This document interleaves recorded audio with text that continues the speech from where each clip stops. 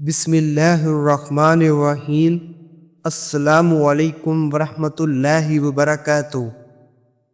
حضرت عبداللہ بن عمر رضی اللہ عنہ روایت کرتے ہیں، نبی اکرم صلی اللہ علیہ وسلم نے ارشاد فرمایا ہے، دو عمل نجات دینے والے اور واجب کرنے والے ہیں۔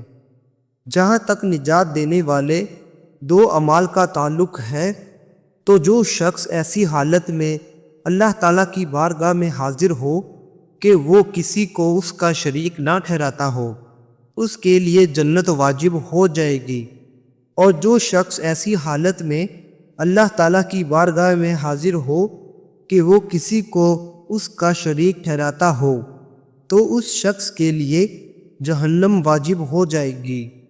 مجمع الزوائد حدیث نمبر 31۔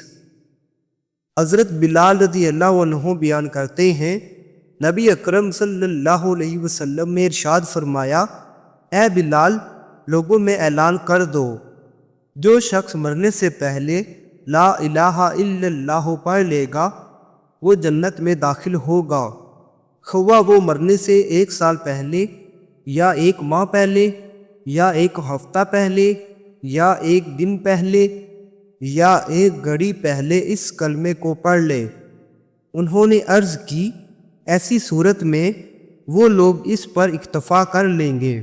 نبی اکرم صلی اللہ علیہ وسلم نے فرمایا، اگرچہ وہ اکتفا کر لیں۔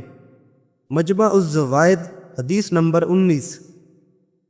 حضرت عمارہ بن ربیعہ رضی اللہ عنہ بیان کرتے ہیں، میں نے نبی اکرم صلی اللہ علیہ وسلم کو یہ فرماتے ہوئے سنا ہے، 2 چیزیں واجب کرنے والی ہیں۔ ایک چیز یہ ہے، جو شخص ایسی حالت میں مرے کہ وہ کسی کو اللہ کا شریک نہ ٹھہراتا ہو وہ جنت میں داخل ہوگا، اور دوسری چیز یہ ہے، جو شخص ایسی حالت میں مرے کہ وہ کسی کو اللہ کا شریک ٹھہراتا ہو وہ شخص جہنم میں داخل ہوگا۔ مجمع الزوائد حدیث نمبر 30۔